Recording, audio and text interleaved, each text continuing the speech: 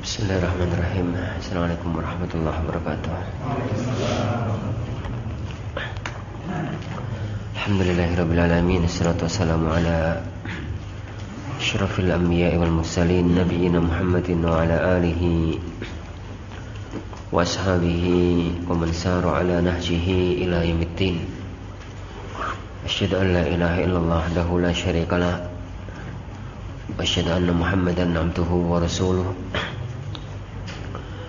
Allahumma salli wa sallim wa barik ala abdika wa rasulika Muhammad wa ala alihi wa ashabihi wa man sara ala nahjihi ila yaumiddin, amma ba'd.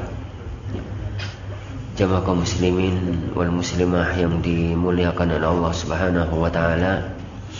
Alhamdulillah, di malam yang berbarokah ini kita diberi taufik oleh Allah Subhanahu wa taala untuk kita melanjutkan kajian kita mempelajari Lum'ah al-I'tiqad, yakni tentang aqidah Ahlus Sunnah wal Jamaah yang ditulis oleh Imam Ibnu Qudamah rahimahullahu taala.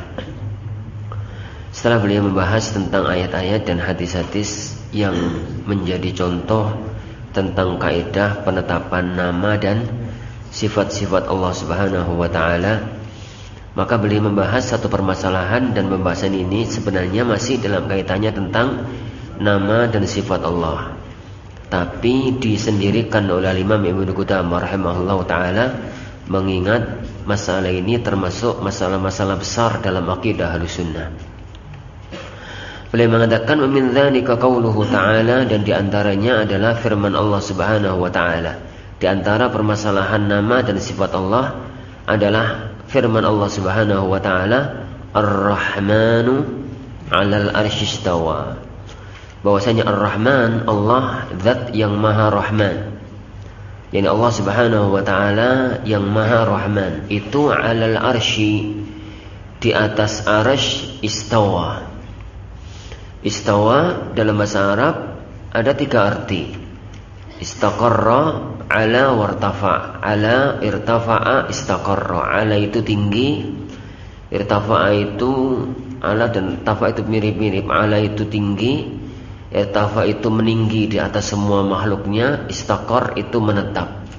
Biasanya sering kita terjemahkan dengan bersemayam. Jadi terjemahan bahasa Indonesianya terserah aja, tapi yang penting maknanya adalah tinggi. Allah itu menempat tinggi di atas arsy, bersemayam tinggi di atas arsy.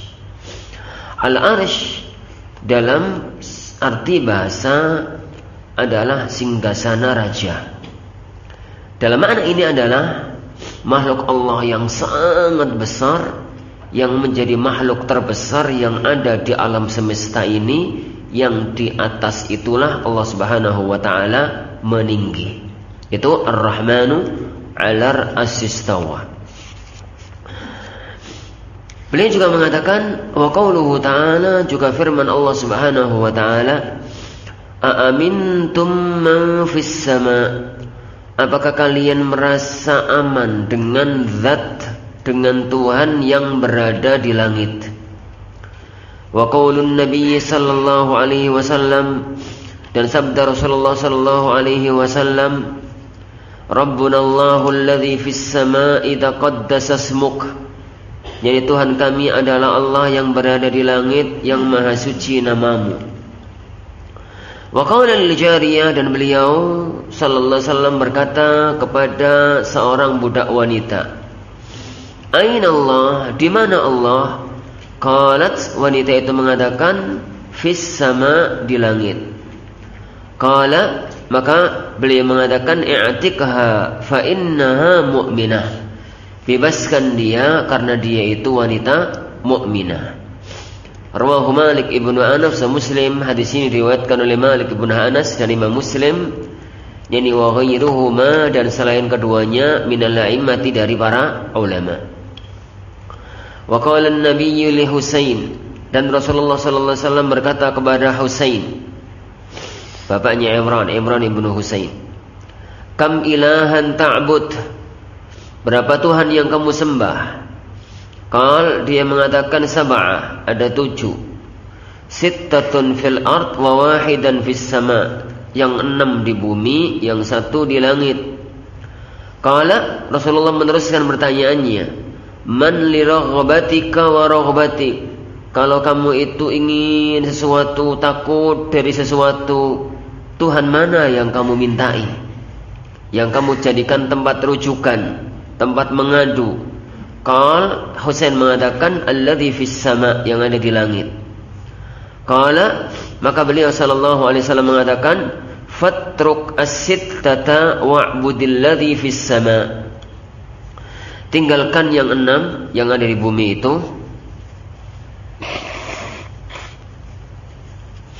wa'budil ladzi fis sama, dan sembahlah yang ada di langit. Wa ana u'allimuka da'watain, nanti saya akan mengajari kepadamu 2 doa. Fa aslam, lalu dia masuk Islam. Wa 'allamahu an-nabiy sallallahu alaihi wasallam, Rasulullah sallallahu alaihi wasallam mengajarkan kepada dia an yaqul, untuk mengucapkan dalam doa, Allahumma alhimni rusydi wa qini syarra nafsi. Ya Allah, alhimni rusydi, ilhamkanlah kepadaku semoga aku mendapatkan petunjuk. Wa qini syarra nafsi, dan jagalah aku dari kejelekan diriku sendiri.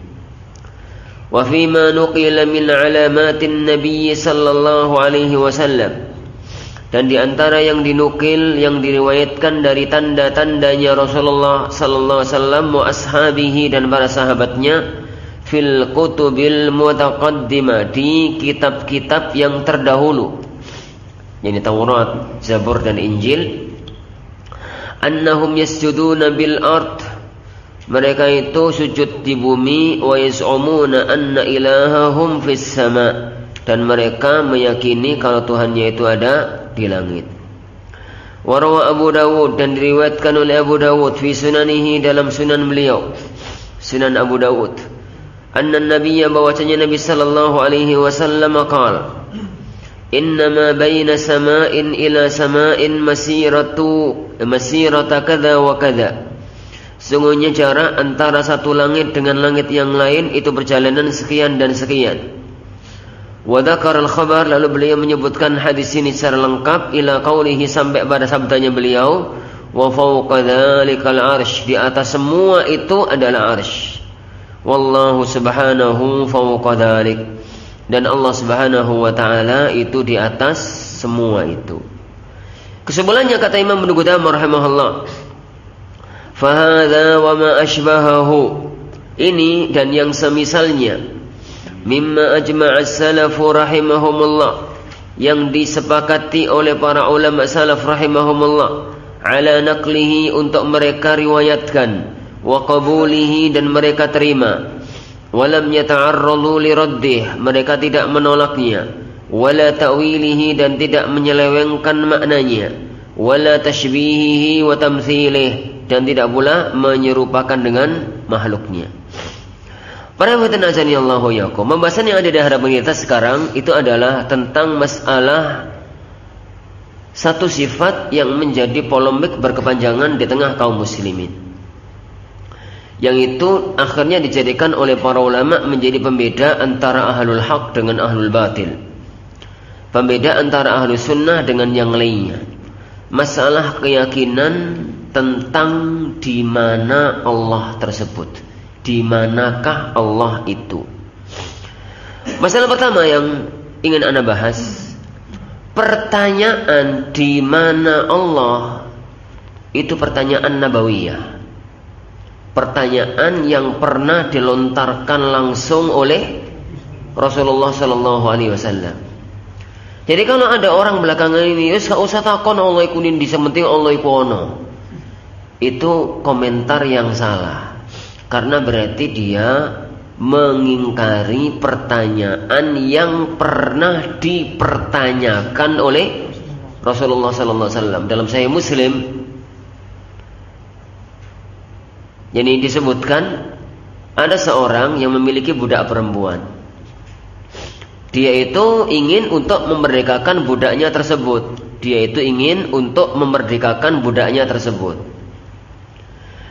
Tapi sebelum dimerdekakan dia ingin konsultasi dulu sama Rasulullah sallallahu alaihi wasallam. Layak enggak budak ini dimerdekakan? Budak ini mukmin atau enggak, salihah atau tidak? Datanglah dia kepada Rasulullah sallallahu alaihi wasallam. Ya Rasulullah, kula ingin memerdekakan budak saya. Tapi ya tolong jenengan nilai dulu budak saya ini wanita baik-baik, wanita mukminah ataukah tidak? Ya suruh sini dulu gitu. Suruh sini. Pada waktu wanita itu sudah datang ke hadapan Rasulullah SAW, pertanyaan Rasulullah satu toh. Aina Allah? Jadi mbak, gitu kalau bahasa kita. Di mana Allah itu? Jadi aina Allah? Di mana Allah itu? Jadi yang pertama kali tanya di mana Allah itu Rasulullah SAW. Yang pertama kali membahas tentang keberadaan Allah itu bertempat di mana, itu adalah Rasulullah sallallahu alaihi wasallam.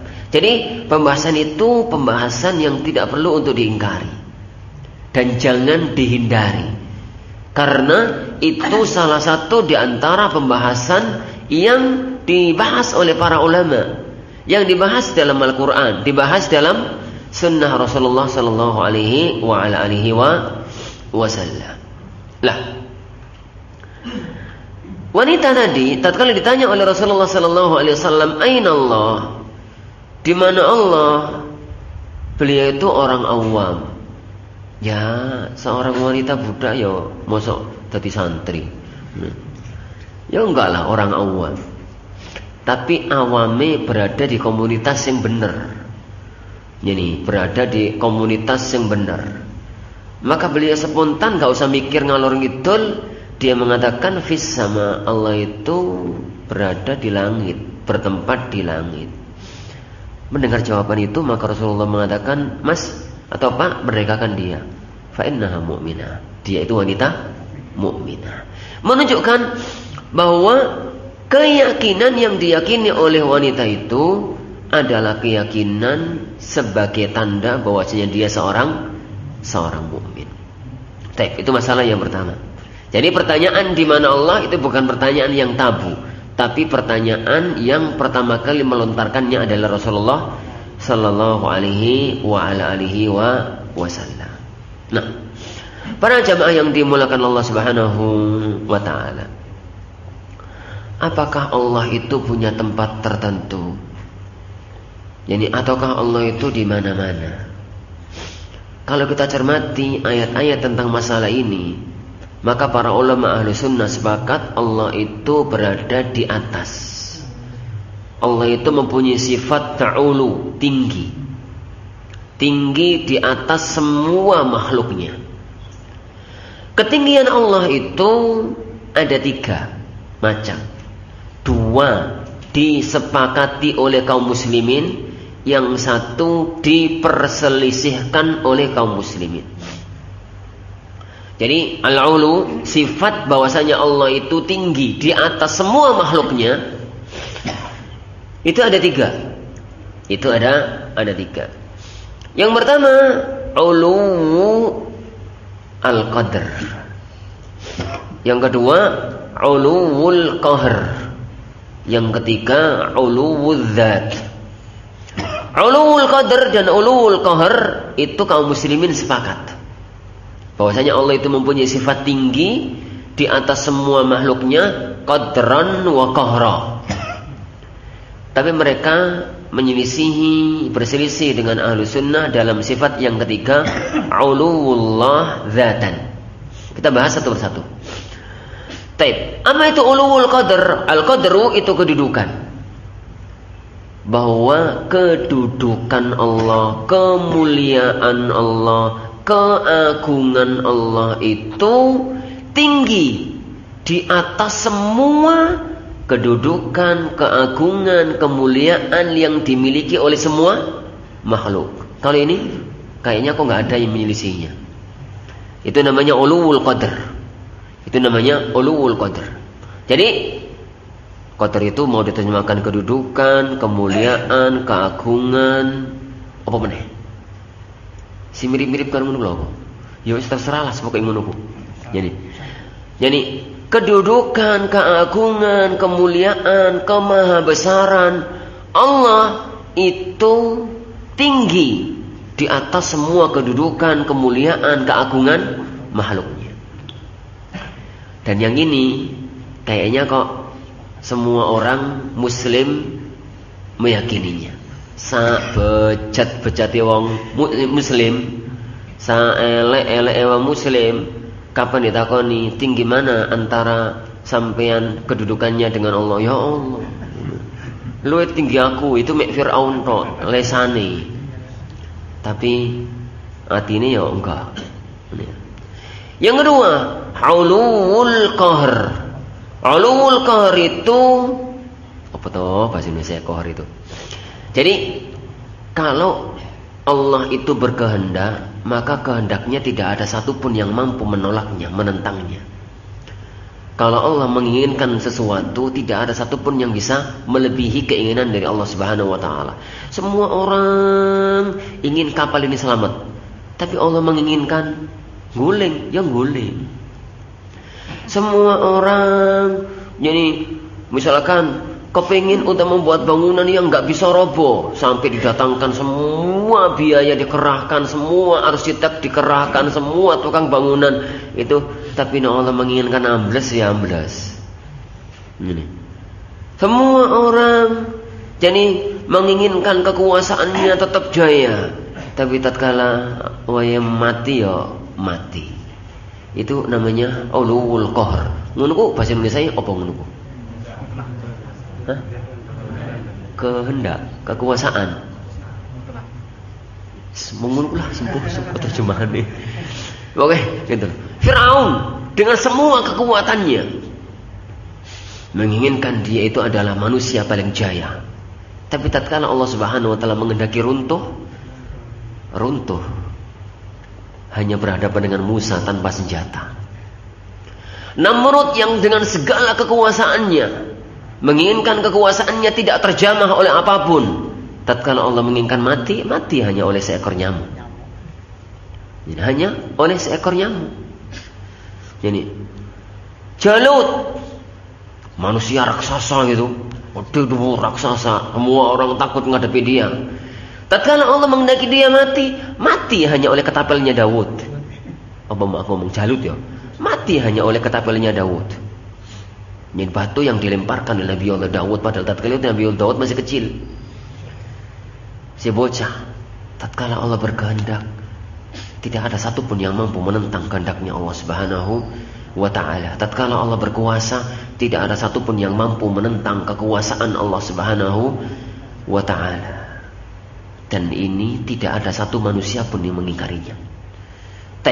Jadi para ikhwan, ketinggian qadr ululullah qadran wa qahran, ketinggian Allah qadran, kemuliaan dan keagungannya, maupun kekuasaan dan kehendaknya, itu semua kaum muslimin sepakat bahwa itu Allah lah yang tertinggi, tidak ada satupun yang menyamainya. Ini sepakat seluruh manusia, seluruh kaum muslimin.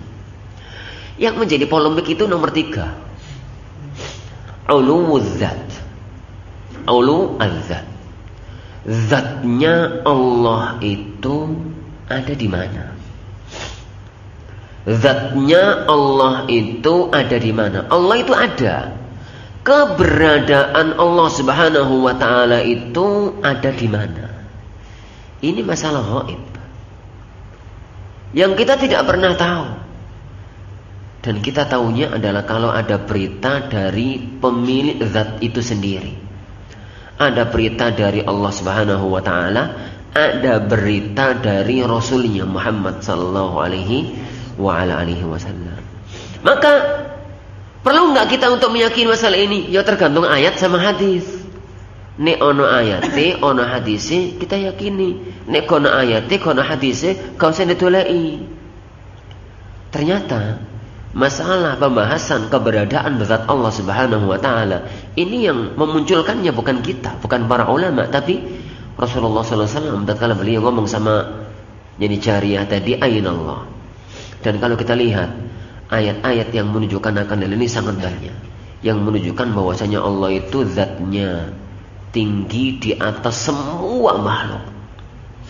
Zat Allah itu bertempat di satu tempat yang sangat tinggi di atas semua makhluk yang ada, dan tempat itu namanya Arsy. Jadi tempat itu namanya Arsy. Para jamaah Allah Subhanahu wa taala. Apa dalilnya? Dalilnya dikatakan oleh Ibnu Qayyim Al-Jauziyah rahimahullah taala dalam Ijtima' Juyus Al-Islamiyah maupun kitab-kitab yang lain, ada lebih dari 1000 dalil yang menunjukkan bahwasanya Allah itu zatnya tinggi di atas semua makhluknya. Lebih dari 1000 dalil. Terus 1000 dalil itu apa? 1000 dalil itu apa? Dalil Al-Quran, dalil As-Sunnah, dalil Ijma', dalil akal, dalil fitrah. Ini globalnya. Ini perinci. Al-Quran gini. As-Sunnah gini. Gitu ya. Ini kemudian kesepakatan para ulama fulan. Kemudian dalil fitrah, dalil akal, semua menunjukkan bahwasanya Allah itu zatnya tinggi di atas arsy. Zatnya itu yang tinggi di atas arsy. Para jamaah yang dimuliakan oleh Allah Subhanahu wa taala. Al-Imam Al-Dhahabi rahimahullah taala mencoba untuk mengumpulkan sebagian kecil dari dalil-dalil tersebut, dan beliau merangkumnya dalam satu kitab, yakni Al-'Ulu lil 'Aliyyil Ghaffar, ketinggian Allah yang maha tinggi dan maha pengampun. Jadi yang diringkas oleh Syekhul Albani dengan judul Mukhtasar Al-'Ulu. Al-Imam Nawawi Imam Ibnu Qayyim Al-Jauziyah rahimahullah taala, beliau mengatakan, kalau saya mau menyebutkan dalilnya, saya bisa mendatangkan lebih dari 1000 dalil. Dan itu memang kelebihan orang satu itu. Imam satu itu memang aneh gitu ya. Kalau beliau sudah menyebutkan permasalahan dan dalilnya, menurutku bisa mendatangkan satu ayat yang enggak difahami itu tentang masalah itu, tapi diambil istinbatnya itu bisa. Tatkala beliau membaca surat Yusuf, jadi beliau menyebutkan surat Yusuf itu surat yang sangat agung, mengandung sekitar 2000 faedah. 2000 faedah. Ini salah satu di antara muridnya Syalbani pada zaman sekarang yang dianggap paling alim di bidang ilmu Quran, Syekh Musa Al-Nasr, menulis sebuah kitab untuk mengejawantahkan apa yang disampaikan oleh Ibnu Qayyim. Jadi, tenan to 2000 tenan to. Akhirnya beliau menulis tentang faedah dan permasalahan yang terdapat dalam surat Yusuf. Kitabnya 2 jilid, judulnya aku lali, sampean gak ngerti. Ini aku lali. Jadi Anda pernah baca itu tapi sekilas gitu aja, lupa judulnya apa. Enggak nembus 1000. Loh, terus yang 1000 apa? Yang 1000 apa? Enggak nembus. Karena kemampuan orang dalam mengambil dalil itu beda-beda. Al-Imam Syafi'i rahimahullahu ta'ala pernah nginep di rumahnya Imam Ahmad. Beliau itu ditanya, kenapa kok semalam gak sholat malam? Beliau mengatakan, saya semalam gak tidur, merenungkan satu hadis, dan saya menemukan lebih dari 100 hukum dalam satu hadis, dari satu hadis. Sebagian para ulama mencoba untuk menelusuri apa sing diinginkan Imam Syafi'i, enggak nembus 50. Karena kemampuan orang itu beda-beda. Tapi yang penting ahwan, entahlah ada 1000 dalil sebagaimana dikatakan Ibnu Qayyim tadi, atau kita mencukupkan diri dengan banyak ratusan dalil sebagaimana disebutkan oleh Al-Imam Az-Zahabi tadi, maka itu sudah amat sangat cukup untuk menetapkan bahwa zat Allah itu tinggi di atas semua makhluknya, di atas arsy-Nya. Apa yang menunjukkan akan hal itu? Ayat-ayat Al-Quran, sabda-sabda Rasulullah sallallahu alaihi wa ala alihi wasallam. Sebagiannya disebutkan oleh Imam Ibnu Qudamah rahimahullah taala. Tapi sayang beberapa hadis yang disebutkan oleh beliau ada yang lemah. Baik. Firman Allah yang pertama, Ar-Rahmanu 'alal 'arsy istawa. Ar-Rahman 'alal 'arsy istawa. Ayat itu ada 7 ayat yang semacam itu, ada 7 ayat dalam Al-Quran yang menyebutkan bahwasanya Allah itu istawa 'alal 'arsy. Allah itu istawa. Istawa artinya tadi istiwa, artinya itu adalah ala wartafa wastaqar, menetap tinggi di atas arsy. Menetap tinggi di atas arsy. Itu ayat. Gitu ya. Dan hadis-hadis atau ayat-ayat yang menunjukkan akan hal itu sangat banyak sekali. Baik. Apakah ada hadisnya? Hadisnya sangat banyak. Hadisnya sangat banyak. Kita sebut aja satu hadis tadi, hadis jariyah. Tapi Allah Rasulullah SAW bertanya, ayna Allah, di mana Allah? Maka beliau mengatakan di langit. Dan hadis para jemaah sekalian yang amat sangat nampak menunjukkan akidah ini adalah hadis sahihain, hadis Bukhari Muslim tentang Isra dan Mi'raj. Hadis tentang hadis dalam Bukhari Muslim, hadis Isra dan Mi'raj. Bagaimana gambaran hadis itu? Malaikat Jibril itu turun membawa buraq. Tatkala itu Rasulullah SAW sedang berada di kota Makkah. Rasulullah SAW dibelah dadanya, dikeluarkan kotorannya, kotoran hatinya maksudnya, dimasukkan ke dalamnya hikmah, kemudian ditutup lagi karena mau melakukan perjalanan alam langit. Jadi nggak boleh ada kotoran bumi yang ikut. Maka kemudian beliau dibawa ke Baitul Maqdis. Sampai di Baitul Maqdis, thumma 'araja bihi ila sama, dalam bahasa hadisnya. Kemudian beliau itu dibawa naik. Araj, al-mi'raj itu tangga. Naik gitu ya, melejit naik. Kenapa langit? Kenapa naik? Ya ke langit. Sampai di langit pertama gak bisa masuk karena Rasulullah makhluk bumi, jadi gak bisa masuk kecuali pakai izin. Kalau selama ini malaikat Jibril suluman-sulumune gak pakai izin. Kenapa? Makhluk langit. Jadi kalau pada waktu Rasulullah ada masalah, ditanya oleh orang gak tahu jawabannya, tiba-tiba turun wahyu detik itu juga, itu berarti malaikat Jibril yang tinggal di alam para malaikat di atas langit nomor 7 langsung turun ke bawah. Gak pakai izin. Ya gak pakai. Oh, makhluk langit. Naik juga gak pakai izin. Tapi ini sekarang di bawah makhluk bumi. Semulia-mulianya Rasulullah SAW, beliau adalah makhluk bumi. Maka gak bisa masuk. Kemudian minta izin. Kata minta izin bareng sopo penjaga langit. Man, sopo sampean? Jibril. Penjaga langit bingung, Jibril pakai izin bareng kenapa? Maka beliau bertanya, "Ma'aman?" Bersama siapa? Yang mesti bersama orang, karena nggak bisa masuk. Yang ma'aman, bersama siapa? Muhammad. Barulah mereka sadar, ternyata yang dibawa adalah makhluk bumi. Mereka malaikat penjaga langit pertama mengatakan, "Qad udhinalah." Sudah dapat izin belum? Jadi Muhammad naik ke langit sudah dapat izin belum? Sudah. Akhirnya pintu langit dibuka. Pintu langit bentuk kaya apa? Orang ngerti. Geser apa bukaan? Bu. Jadi Rasulullah SAW hanya memberitahukan kepada kita bahwa pintu langit dibuka. Fafutiha babus sama'id dunya, dalam bahasa hadis. Pintu langit dibuka. Pintu langitnya bentuknya piye, Ustaz? Bu. Jadi buka piye? Gedene sak pira? Bu. Itu kan perkara gaib, gak usah ditakokno lah. Perkara gaib itu yang ada beritanya diterima, diimani. Yang nggak ada beritanya nggak usah ditakokno. Kenapa? Dibahas sampai elek pun gak ada faedahi. Setelah dibahas panjang lebar, langit itu kan bentuknya begini, pantasnya itu bunter, pantasnya kotak, pantasnya segitiga. Nah, nek segitiga terus napa? Nek bunter terus napa? Pembahasan semacam itu, ilmu-ilmu sudah tataran semacam itu, gak usah diteruskan. Kono faidai. Jadi kadang-kadang orang itu senang bahas-bahas kok yang ngono. tongkatnya Nabi Musa itu kayu jati apa kayu ori? Loh ya empo. Jadi, yang jelas Nabi Musa punya tongkat sebagaimana bahasa Al-Quran.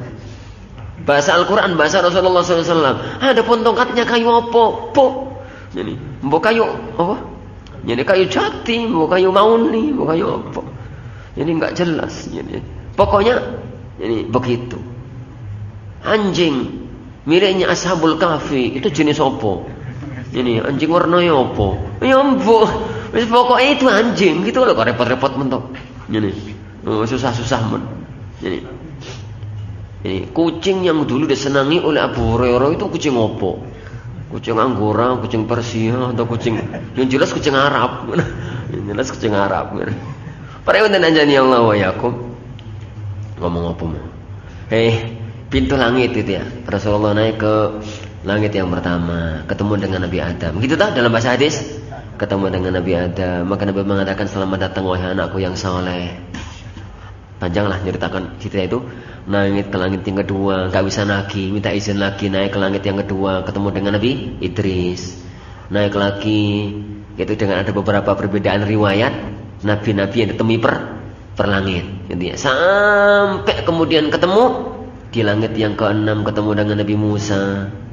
Sampai di langit yang ke-7 ketemu dengan Nabi Ibrahim alaihissalatu wassalam. Sampai di situ kemudian beliau naik lagi ke alamnya para malaikat. Disitulah untuk yang kedua kalinya Rasulullah melihat sosok Jibril dalam bentuk aslinya. Karena Rasulullah melihat sosok Jibril dalam bentuk aslinya itu 2 kali. Yang pertama di bumi, yang kedua di langit. Jibril itu makhluk yang maha besar. Dia memiliki 600 sayap. Satu sayapnya itu bisa menutup angkasa. Makanya dalam waktu sekejap, 1 detik, hitungan detik mampu menembus antara langit 7 dengan bumi, wajar. Jadi karena kekuatan yang dimiliki oleh malaikat Jibril alaihissalatu wassalam. Gitu itu pada waktu pada waktu perang Badar, malaikat Jibril melok perang, maka wong kafir kalah. Jadi kata Rasulullah SAW pada waktu ngawali perang Badar, beliau mengatakan, bergembiralah kalian, saya melihat Jibril sudah datang, yang mengepakkan sayapnya. Tapi kode sing ro, para ikhwah yang dimuliakan Allah Subhanahu wa taala, sampai di langit yang ke-7, sampai di alam bala malaikat, Rasulullah sallallahu alaihi wasallam naik ke atas sampai ke Sidratul Muntaha. Gitu tak dalam cerita Isra dan Mi'raj itu? Sampai ke Sidratul Muntaha. Di situ kata Rasulullah sallallahu alaihi wasallam, saya tatkala itu mendengar suara pena yang menulis di Lauhil Mahfuz. Nek wong nulis zaman biyen, pena zaman biyen itu lho, kan ono suara untuk krek ngono. Jadi saya itu mendengar suara pena yang menulis di Lauhil Mahfuz.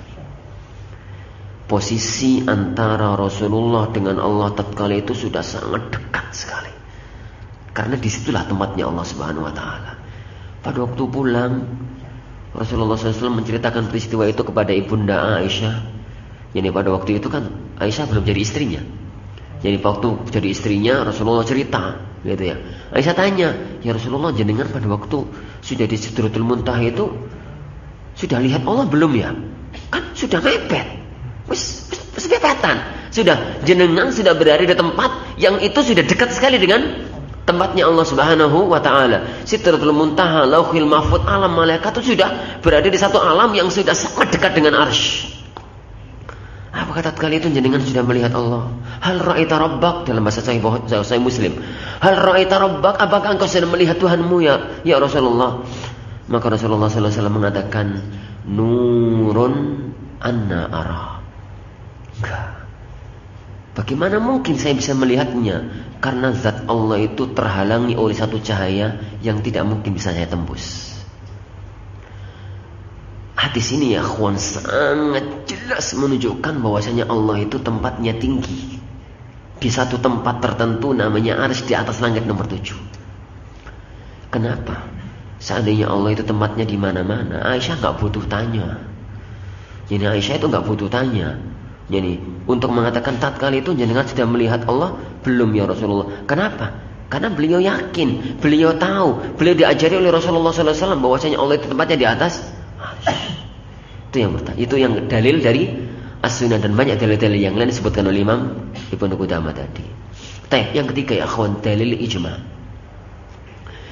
Para ulama sepakat bahwa para ulama ya akhwan sepakat Allah itu bertempat tinggi di atas arsy.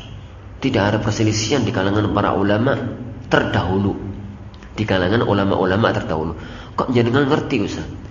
Caranya lihat kitab-kitab yang ditulis di zaman itu. Kitab-kitab yang ditulis di zaman itu, di abad pertama, abad kedua, dan sekitar abad itu, maka akan jelas mereka menunjukkan tentang akidah yang mulia ini. Yang ketiga dalil akal, yang keempat dalil akal. Apa itu dalil akal? Secara akal sehat, yang bertempat yang paling tinggi itu lebih mulia daripada yang bertempat yang paling dasar, yang lebih rendah. Dan yang gak bisa ditolak itu adalah dalil fitrah, dalil hati nurani. Hati nurani pun bisa dipakai dalil. Dalil fitrah namanya, hati nurani. Hati nurani manusia itu tidak dapat menolak. Kalau dia doa, itu hatinya menuju ke atas. Dan sekarang cobalah jangan ungkapkan. Tanya pada orang-orang yang gak tahu ngerti agama, gak tahu belajar akidah ini, gak tahu belajar akidah itu, gak tahu belajar akidah ini. Pokoknya orang muslim tapi awam, bener-bener awam, pol awami. Pokoknya ngerti ini sholat, ngerti ini sholat di Ramadan poso, wis ngono tok, ngono. Bisa ngerti apa-apa belas. Cobalah orang-orang semacam itu antum tanya, Bu, Allah niku teng pundi? Jawabannya apa kira-kira? Di surga. Rata-rata orang jawabnya itu di atas. Gitu. Makanya fitrah manusia itu mengatakan terserah yang di atas sana sajalah. Belum pernah saya itu mendengar kata-kata terserah yang di mana-mana sajalah. Belum pernah. Fitrah manusia itu tertata. Sati sanubari orang itu tertata untuk meyakini keyakinan yang satu ini. Oleh karena itu para jamaah Allah Subhanahu wa taala, wong sing durjana, ahli maksiat, muslim tabian, gak tahu sholat, ra tahu poso, ra tahu berbuat api, yani selalu berbuat maksiat. Suatu ketika Allah uji, kok kapan uji? Allah peringatkan, lah penena. Allah peringatkan dengan musibah yang menghantam hidupnya. Ekonominya hancur, dia terkena penyakit yang berat menyakitkan, keluarganya berantakan, dia mulai sadar. Tatkala pertama kali sadar, DP ndonga, ngono kira-kira ngadepin nanti. Ini ngadepin nanti. Dia akan mengatakan, ya Allah, ngono toh.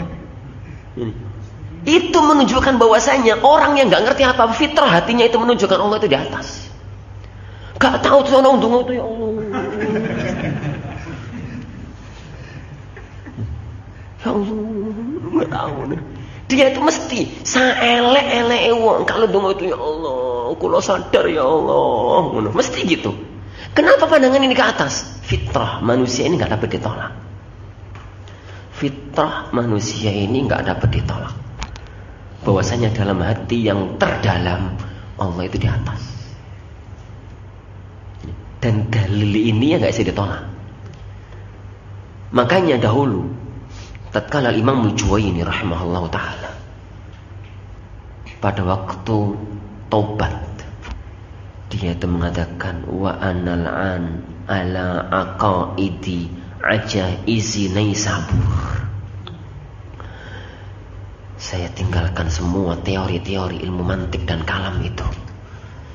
Saya sekarang meyakini kayak yang diyakini oleh mbah-mbah yani di negeri Naisabur. Yaitu orang-orang awamnya nggak ngerti apa-apa. Yang nggak ngerti, yani apa-apa. Para ikhwah yang dimuliakan Allah Subhanahu wa taala. Ternyata fitrah ini pun ada pada binatang. Fitrah ini pun ada pada binatang. Jangan ngerti. Pernah lihat binatang tua? Nggak ngerti ya? Aku ya ora tau weruh tapi. Ini. Dalam salah satu riwayat yang sahih dari Nabi Sulaiman.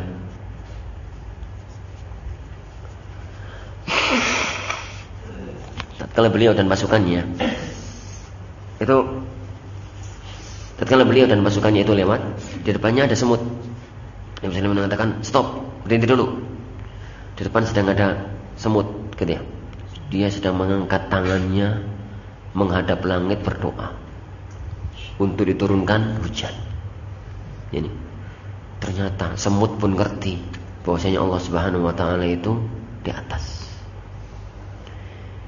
Lihat fitrahnya Firaun. Fitrahnya Firaun. Ngomong Firaun ya gitu. Tatkala Nabi Musa datang mendakwai bahwasanya kamu itu enggak nabi, kamu itu enggak Tuhan. Yani Tuhanku dan Tuhanmu adalah Allah. Apa yang dikatakan oleh Firaun kepada menterinya, perdana menterinya Haman? Ya Haman ibni li sarha la'alli ablughul asbab as-samawat fa'attali'a ila ilahi Musa wa inni la'adhunnuhu kadziba. Haman, pok bangun menara sing tinggi banget. Yani ibni li sarha, jadi menara yang tinggi sekali. Saya ingin melihat Tuhan Nabi Musa ini dhuwur kok apa, kok wujude kaya apa. Fa'attali'a ila ilahi Musa. Saya ingin melihat Tuhan Nabi Musa itu kaya apa. Ya kok katanya ada Tuhan lain selain aku itu loh. Sopo? Wonge kaya piye? Kok wonge kaya piye? Rupane kaya piye gitu ya. Saya akan melihat fa'attali'a ilahi Musa wa inni la'adhunnuhu kadziba. Saya meyakini dia itu pasti berdusta. Dari mana Firaun memerintahkan Haman untuk bangun yang bangunan setinggi itu? Kenapa Firaun tidak memerintahkan bala tentaranya untuk mencari di mana-mana? Karena yang diajarkan oleh Musa alaihissalam kepada Firaun, Tuhanku itu di atas. Tuhanku itu di atas. Jadi akhwan, itu semua 5 dalil. Imam Ibnu Qayyim mengatakan 1000 dalil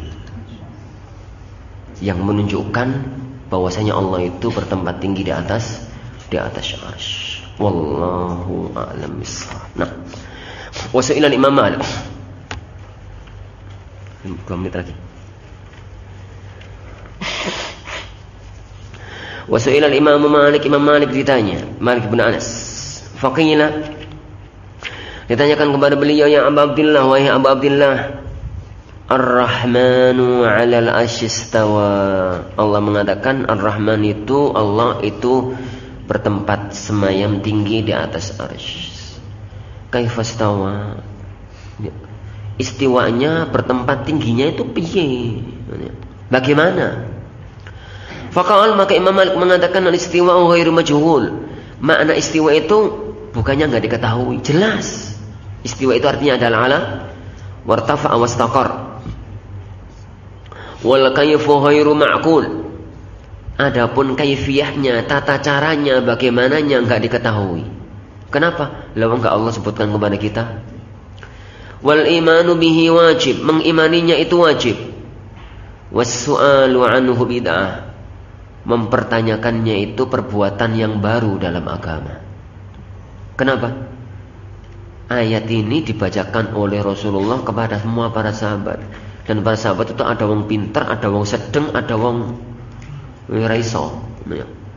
Para sahabat membacakannya kepada para tabi'in. Tabi'in itu ada orang pintar, ada orang biasa, ada orang alim, ada orang biasa, ada orang soleh, ada orang yang enggak soleh. Tidak ada seorang pun di antara mereka yang mempermasalahkan ayat itu.